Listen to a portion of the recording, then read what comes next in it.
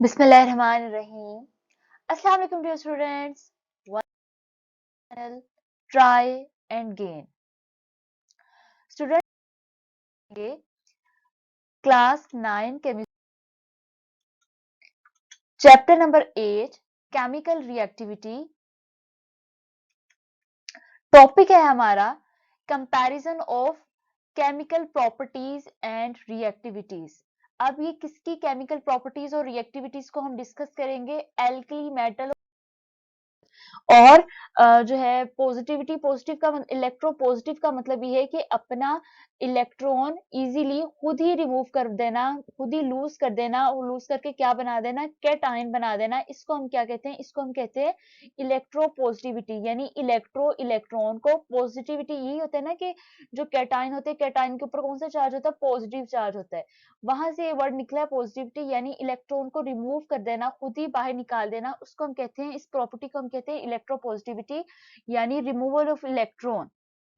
अब ये जो एल्कली मेटल्स हैं, ये बहुत ज्यादा हाईली इलेक्ट्रोपॉजिटिव होती हैं। हाईली इलेक्ट्रोपॉजिटिव यानी ये अपने इलेक्ट्रॉन को बहुत इजीली आसानी से रिमूव कर देती हैं।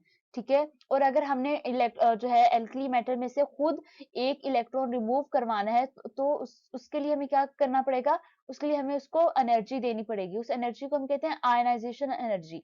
जो एल्कली मेटल्स की आयनाइजेशन एनर्जी है वो कम है, और जो एल्कलीन अर्थ मेटल्स की आयनाइजेशन एनर्जी है वो ज्यादा है। फॉर एग्जांपल अगर आप सोडियम की देख लें तो सोडियम की क्या है? 496 किलो जॉल पर मोल। जबकि आप यहाँ पे बेरिलियम की देखें तो वो कितनी है? 1757। इसी तरह जो है हमारे पास बेरियम बेरियम की 965। ठीक है, कितना ज्यादा डिफरेंस है। अब ये इलेक्ट्रोपॉजिटिविटी क्यों है? सेम वही वाली रीजन जो हम पहले अभी पढ़ के हटे हैं कि जो हमारे पास होता है एल्कली मेटल्स, उनका साइज बड़ा होता है, जबकि जो हमारे पास एल्कलीन अर्थ मेटल्स हैं उनका साइज छोटा होता है। ठीक है। अब साइज बड़ा है, यहाँ पे पॉजिटिव चार्ज पड़ा हुआ है और यहाँ पे नेगेटिव चार्ज पड़ा हुआ है। पॉजिटिव और नेगेटिव के दरमियान क्या है? डिस्टेंस है। ठीक है, डिस्टेंस है तो हम यहाँ से इलेक्ट्रॉन को इजीली रिमूव करवा सकते हैं या फिर इलेक्ट्रॉन खुद भी जा सकता है। जबकि अगर हमने एल्कलीन अर्थ मेटल में से एक इलेक्ट्रॉन को रिमूव करवाना है, बाहर निकालना है, तो इसका साइज छोटा है। यहाँ पे पॉजिटिव चार्ज पड़ा हुआ है और यहाँ पे नेगेटिव। ठीक है, पॉजिटिव नेगेटिव को अपनी तरफ ज्यादा मजबूती से अट्रैक्ट करेगा, अट्रैक्शन ज्यादा होगी, तो हमें बहुत ज्यादा एनर्जी प्रोवाइड करनी पड़ेगी ताकि हम इस इलेक्ट्रॉन को बाहर निकाल सकें। ठीक है। तीसरी प्रॉपर्टी हमारे पास है chemical property reaction with water. अब ये बात आपने हमेशा याद रखनी है कि जब भी एल्कली मेटल वाटर के साथ रिएक्ट करती है, 2Na क्या है? 2Na जो है वो सोडियम, सोडियम क्या है? सोडियम एल्कली मेटल है। ठीक है, सोडियम एल्कली मेटल है। अगर आप पीरियोडिक टेबल का फर्स्ट ग्रुप देखें तो उसमें इस तरह है कि सबसे पहले हमारे पास है हाइड्रोजन। ठीक है, हाइड्रोजन के बाद हमारे पास है लिथियम, लिथियम के बाद हमारे पास है सोडियम। यानी सोडियम क्या हुई? सोडियम एल्कली मेटल है। अब आपने ये बात याद रखनी है कि जब भी कोई एल्कली मेटल वाटर के साथ रिएक्ट करती है तो वो क्या बनाती है? तो वो बेस बना देती है, NaOH। ठीक है, NaOH क्या है? NaOH एक बेस है, एल्कलीन है। इसको आप एल्कलीन सॉल्यूशन भी कह सकते हो, इसको आप बेस भी कह सकते हो, इसको आप सोडियम हाइड्रोक्साइड भी कह सकते हो। ठीक है। अब जब भी एक एल्कली मेटल यानी 2Na आप फॉर एग्जांपल ले लें, जब कोई एल्कली मेटल वाटर के साथ रिएक्ट करती है तो बेस बनती है और साथ ही हाइड्रोजन गैस बाहर लिबरेट हो जाती है, बाहर निकल जाती है। ठीक है। अब ये रिएक्शन होता किस तरह है?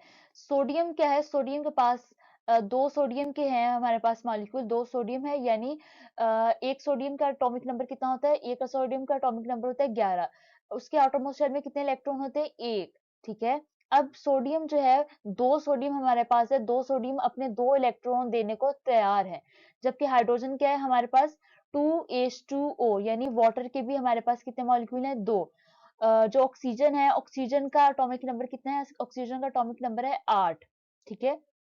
पहले शेल में 2 इलेक्ट्रॉन और अगले शेल में 6 इलेक्ट्रॉन। इसको अपना ऑक्टेट कंप्लीट करने के लिए कितने इलेक्ट्रॉन चाहिए? इसको 2 चाहिए। वो 2 इलेक्ट्रॉन इसे कौन प्रोवाइड करेगा? सोडियम इस ऑक्सीजन को अपने 2 इलेक्ट्रॉन प्रोवाइड करेगा ताकि वो 2 इलेक्ट्रॉन को एक्सेप्ट कर ले। ठीक है। सोडियम के वो 2 इलेक्ट्रॉन ऑक्सीजन एक्सेप्ट कर लेगा। अब ये हाइड्रोजन के कितने मॉलिक्यूल है? 4। 2H2, यानी दो को इस दो के साथ मल्टीप्लाई करें तो आपके पास कितने बनते हैं? 4। अब दो जो है हाइड्रोजन, एक तो ये वाला जो है, ठीक है, गैस की फॉर्म में बाहर निकल जाएंगे और बाकी जो 2 हाइड्रोजन है वो इस सोडियम और ऑक्सीजन के साथ मिलके H लगा के क्या बना देंगे, बेस।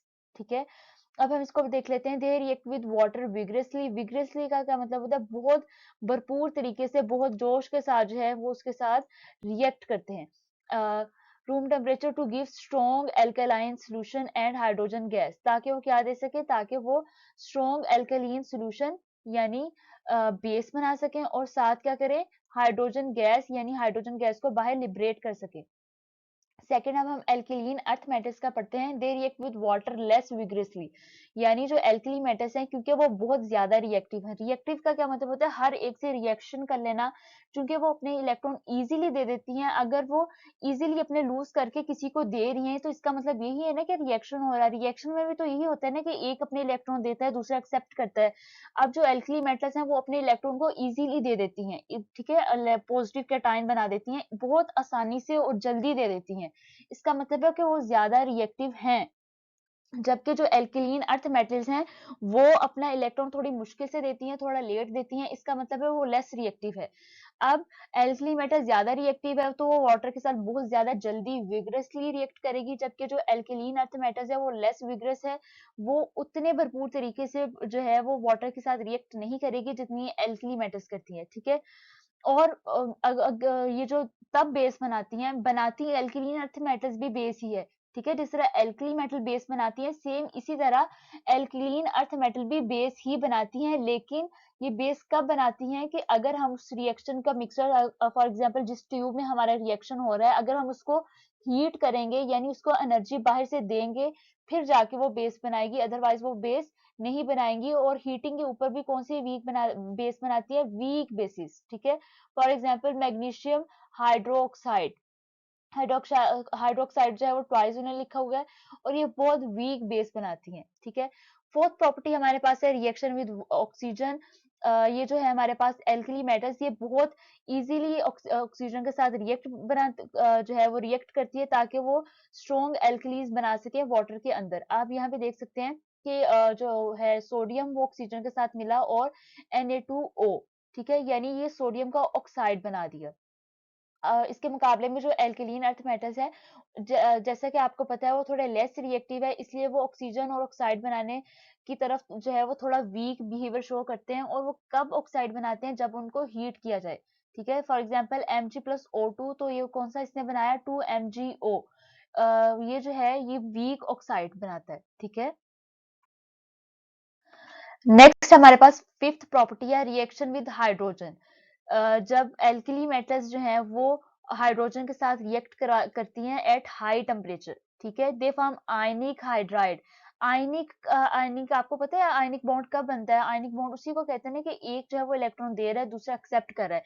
यहाँ पे सोडियम के पास कितने इलेक्ट्रॉन एक्स्ट्रा हैं, सोडियम के आउटर मोस्ट शेल में एक होता है, इसका मतलब उसने एक देना है। और हाइड्रोजन के पास क्या होता है, हाइड्रोजन के आउटर मोस्ट शेल में सिर्फ एक ही होता है। इसको अपना डुप्लेट कंप्लीट करने के लिए एक रिक्वायर होता है, ये चाहते हैं कि मुझे एक मिले। और जो सोडियम है, सोडियम के आउटर मोस्ट शेल में एक इलेक्ट्रॉन होता है। सोडियम कहता है मैं ये दे दूं, अब वो सोडियम किसको दे देगा, सोडियम हाइड्रोजन को दे देगा। और वो इजीली क्या बना देंगे, आयनिक हाइड्राइड, यानी एक दे रहा है दूसरा ले रहा है, ये आयनिक बॉन्ड बना देंगे। ठीक है, जबकि जो एल्कलीन अर्थ मेटल्स हैं they give hydride under strong condition of temperature and pressure, यानी बहुत ज्यादा हाई प्रेशर हो, बहुत ज्यादा हाई टेम्परेचर हो, फिर जाके जो है वो हाइड्राइड बनाएंगे। फॉर एग्जांपल कैल्शियम, कैल्शियम क्या है, कैल्शियम एक एल्कलीन अर्थ मेटल है, वो हाइड्रोजन के साथ रिएक्ट करके CaH2 बनाएगा। ठीक है, लेकिन कब, under high pressure and under high temperature. ठीक है, इसके बाद हमारे पास सिक्स प्रॉपर्टी है रिएक्शन विद हैलोजेंस। हैलोजेंस किसे कहते हैं, हैलोजेंस जो है पीरियोडिक टेबल, एक पूरा टेबल है। ठीक है, इसके अंदर कितने जो हमारे पास है ग्रुप्स हैं, अगर आप आठवां ग्रुप यानी नोबल गैसेस का इंक्लूड कर लें तो 8 बनते हैं, वरना 7 बनते हैं। ठीक है, जो सातवां ग्रुप है, आपने देखा ना, जो पहला ग्रुप है उसको हम कहते हैं एल्कली मेटल, जो सेकंड वाला ग्रुप है उसको हम कहते हैं एल्कलीन अर्थ मेटल। इसी तरह जो सातवां ग्रुप है उसको हम कहते हैं हैलोजेंस। हैलोजेंस का मतलब होता है नमक बनाने वाले, यानी साल्ट फॉर्मर। हेलो का मतलब होता है सॉल्ट, और जेंस का मतलब होता है फॉर्मर, यानी सॉल्ट फॉर्मर, नमक बनाने वाली।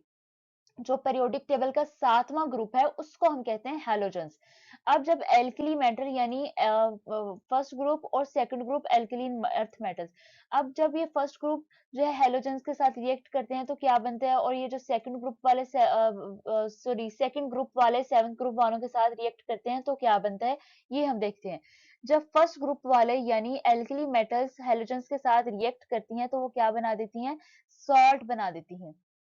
फॉर एग्जाम्पल सोडियम ने क्लोरीन के साथ रिएक्ट किया तो क्या बना दिया, सोडियम क्लोराइड बना दिया NaCl। NaCl वही वाला नमक है जो घरों में हम इस्तेमाल करते हैं, उसको टेबल सॉल्ट भी कहते हैं। ठीक है, NaCl को सोडियम क्लोराइड भी कहते हैं, सॉल्ट भी कहते हैं, टेबल सॉल्ट भी कहते हैं। ये वही नमक है जो घरों में हम इस्तेमाल करते हैं। और ये जल्दी जो है वो रिएक्ट कर लेती हैं हेलोजेंस के साथ एल्किली मेटल्स, जबकि जो एल्किलीन अर्थ मेटल्स हैं वो स्लोली रिएक्ट करती हैं हेलोजेंस के साथ ताकि उनके हैलाइड बना सकें। फॉर एग्जांपल कैल्शियम ने क्लोरीन के साथ रिएक्ट किया और क्या बना दिया, कैल्शियम क्लोराइड। लेकिन ये बहुत स्लोली आहिस्ता-आहिस्ता रिएक्शन देती हैं, ठीक है? साथ में हमारे पास प्रॉपर्टी है reaction with nitrogen. Nitrogen they do not form nitrides directly. जो एल्कली मेटल्स हैं वो हमारे पास नाइट्राइड डायरेक्टली नहीं बनाती, और जबकि जो हमारे पास है एल्कलीन अर्थ मेटल वो ना सिर्फ नाइट्राइड बनाती हैं बल्कि बहुत स्टेबल नाइट्राइड बनाती हैं। ठीक है, जब उनको आप एल्कलीन अर्थ मेटल ले लो, फॉर एग्जांपल आपने मैग्नीशियम ले ली, मैग्नीशियम और नाइट्रोजन दोनों को आपने हीट किया तो वो Mg3N2 बना दिया उन्होंने मैग्नीशियम नाइट्राइड। और मैग्नीशियम नाइट्राइड एक बहुत स्टेबल नाइट्राइड है। उसके बाद 8वीं में हमारे पास प्रॉपर्टी है रिएक्शन विद कार्बन। जो एल्कली मेटल्स हैं वो कार्बन के साथ रिएक्ट नहीं करती, जबकि जो एल्कलीन अर्थ मेटल है वो कार्बाइड बनाती हैं, और कार्बाइड भी कौन से, स्टेबल कार्बाइड। जब हम उनको कार्बन के साथ ऐड करके हीट करते हैं तो वो स्टेबल कार्बाइड। स्टेबल का क्या मतलब होता है, स्टेबिलिटी आपने सुना है, यानी एक बैलेंस बंदा, स्टेबल हम कहते हैं ना बैलेंस हो। फॉर एग्जाम्पल आपने देखा होगा कि हम कहते हैं डुप्लेट या ऑक्टेट रूल को किसी एलिमेंट ने फॉलो किया हुआ और वो तभी स्टेबल होता है। ठीक है, फॉर एग्जाम्पल अगर हम बात करें यहाँ पे सोडियम की बात कर लेते हैं। ठीक है, सोडियम का एटॉमिक नंबर क्या है, 11। पहले शेल में कितने इलेक्ट्रॉन है, पहले शेल में 2 इलेक्ट्रॉन है, अगले में 8 है, और उससे अगले में क्या है, उससे अगले में 1 है। ठीक है, अब या तो ये जो है वो 7 इलेक्ट्रॉन गेन कर ले, ठीक है, या तो ये 7 इलेक्ट्रॉन को ले ले, या फिर ये अपना एक भी दे दे। ठीक है, तो जाके ये स्टेबल होगा, क्योंकि अगर ये वाला सारा शेल खत्म हो जाएगा फिर बाकी बचेगा ये वाला और ये वाला शेल। इस शेल में पहले में 2 और अगले में 8, इसका मतलब सोडियम अब स्टेबल होगा। लेकिन इसी तरह अगर आप हाइड्रोजन को देख लें, हाइड्रोजन का एटॉमिक नंबर है 1।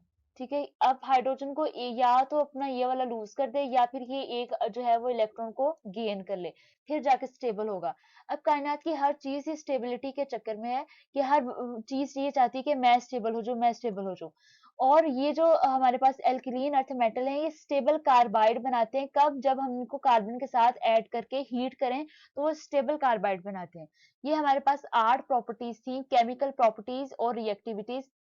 अच्छा, आपने ये बात याद रखनी है कि जब भी कोई रिएक्शन होगा तो एल्कली मेटल्स जो है वो विगरसली बहुत जल्दी रिएक्ट करेगी, जबकि जो एल्कलीन अर्थ मेटल है वो slowly slowly Aahista Aahista react करेगी। क्यों, क्योंकि एल्कली मेटल की रिएक्टिविटी बहुत ज्यादा है, जबकि एल्कलीन अर्थ मेटल्स की रिएक्टिविटी।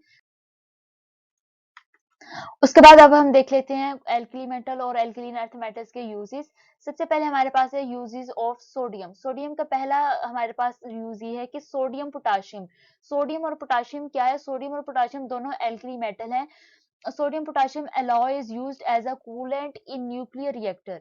सबसे पहले तो ये कि एलॉय क्या होता है, जब दो मेटल्स हमारे पास मिलती हैं तब हम इसे कहते हैं कि इन्होंने क्या बना दिया, इन्होंने एलॉय बना दिया। ठीक है, जब दो मेटल्स यानी सोडियम और पोटाशियम का एलॉय यानी दो मेटल्स आपस में मिली हैं, is used as a coolant. Coolant हम किसे कहते हैं, आपको पता है, अगर किसी भी जगह से आपने हीट को बाहर निकालना है, हीट को रिमूव करवाना है, तो उसको हम कहते हैं कूलेंट। वो वाली चीज जो हीट को रिमूव करवा रही है उसको हम कहेंगे कूलेंट। वो कोई गैस भी हो सकती है, वो लिक्विड भी हो सकती है।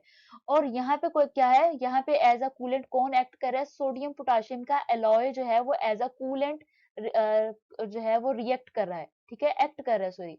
न्यूक्लियर रिएक्टर्स के अंदर, न्यूक्लियर रिएक्टर्स क्या होते हैं, जहाँ पे सारे न्यूक्लियर एटम बॉम्ब या फिर कोई भी ऐसा चीज जो रेडियो एक्टिव हो, जहाँ पे ये सारी चीजें तैयार होती हैं, वहां से हीट को रिमूव करवाने के लिए, ताकि वहां पे सेफ हर चीज जो है वो सेफ रहे, ताकि इसलिए जो है वो वहां से हीट को रिमूव करवाया जाता है। और वो कौन हीट को रिमूव करता है? Sodium potassium alloy.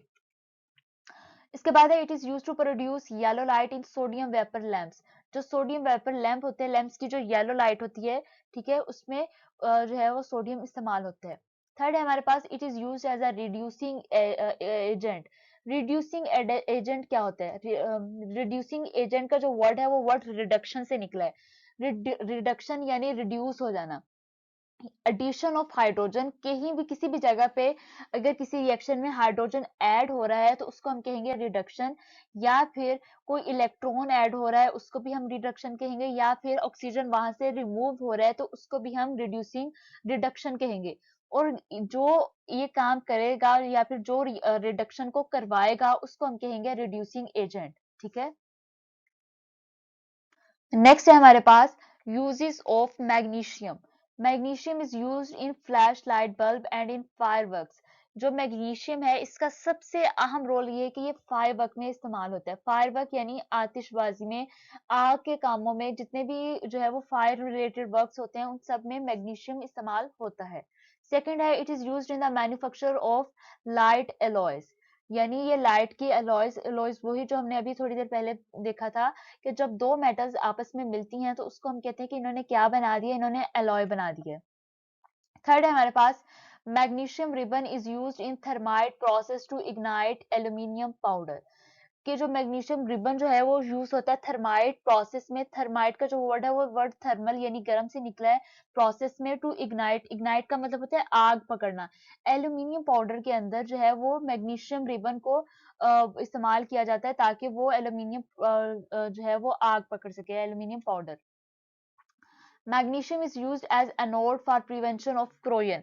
मैग्नीशियम जो है वो आपको पता है कि जो हमारे पास जितनी मेटल्स हैं, फॉर एग्जांपल अगर आप लोहा ही ले लो, आयरन, उसको जो है वो बहुत जल्दी जंग लग जाता है, क्रोयन हो जाती है। अब अगर आप उसके ऊपर मैग्नीशियम की कोटिंग कर दें तो क्या होगा कि मैग्नीशियम जो है वो एज अ अनोड काम करेगा, ताकि जो है वो जंग ना।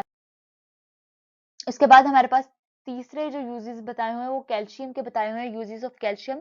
It is used to remove sulphur from petroleum product. के जो जितनी भी पेट्रोलियम रिलेटेड प्रोडक्ट्स हैं उनके अंदर से सल्फर को रिमूव करवाने में इस्तेमाल होता है। Second, it is used as a reducing agent to produce CrU and ZR। ZR stand for zirconium, ठीक है, CR stand for chromium and U stand for uranium. ये जो है हमारे पास कैल्शियम, वो एज अ रिड्यूसिंग एजेंट इस्तेमाल होता है ताकि वो क्या बना सके, क्रोमियम, यूरेनियम और जिरकोनियम। स्टूडेंट्स, ये था हमारा आज का लेक्चर। उम्मीद है कि आपको आज के लेक्चर की समझ आ गई होगी। इंशाल्लाह हम मिलते हैं अपने नेक्स्ट लेक्चर में, नेक्स्ट वीडियो में। अपना बहुत ज्यादा ख्याल रखिएगा, मुझे दुआ में याद रखिएगा। अल्लाह हाफिज।